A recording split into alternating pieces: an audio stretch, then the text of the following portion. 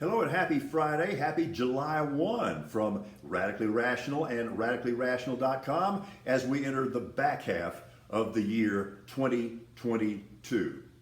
Okay, don't get distracted here. Don't lose sight of what this is all about.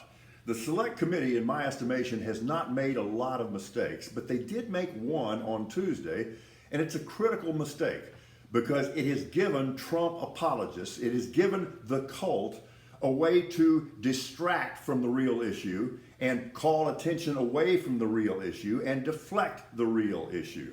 This whole thing about what did or did not go on in that limousine, yeah, it's interesting, it's salacious, but it's completely irrelevant to the core questions here.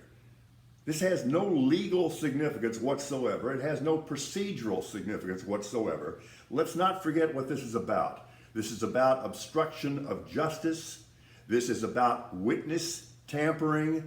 This is about conspiracy against the United States. This is about seditious conspiracy. This is about sending people you knew were armed into our Capitol, and they conducted an armed insurrection whose goal was to overthrow the government of the United States. So again, all this deflection about the testimony by Ms. Hutchinson on Tuesday just gave Trumpers an opportunity to change the subject. And if there's one thing they're good at, it's deflecting and changing the subject. All she said was that she was told this incident happened.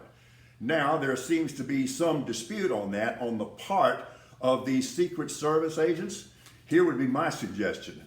Raise your right hands, boys, and I'll listen to you.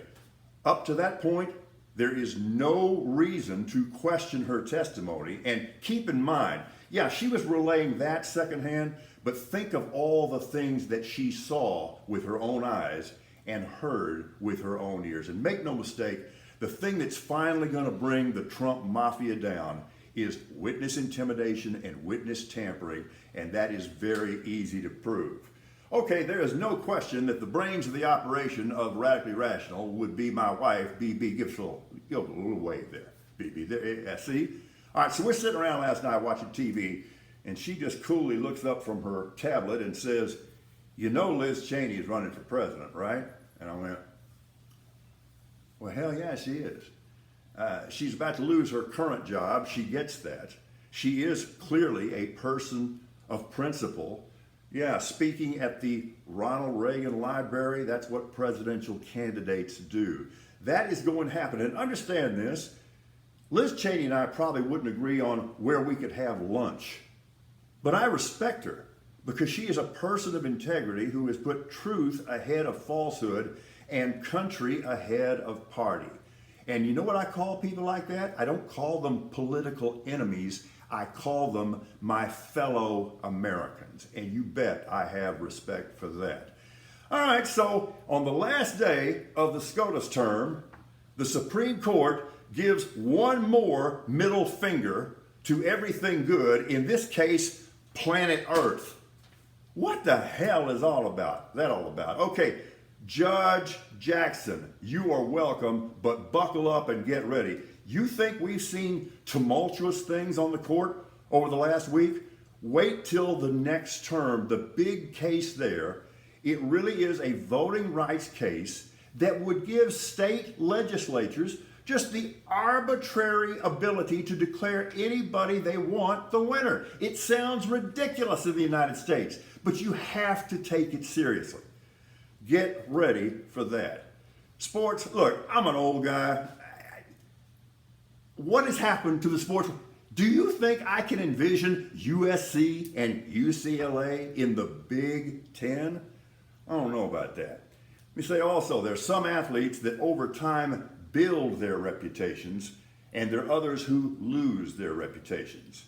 And Kevin Durant would fall now into the latter camp. Astros, do they get an official deed of ownership for the city of New York after just wiping out the Mets and the Yankees over that 9-game stretch?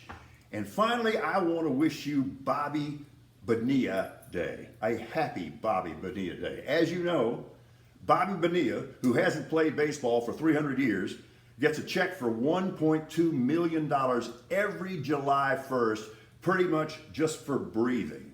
And that will extend through the year 2035.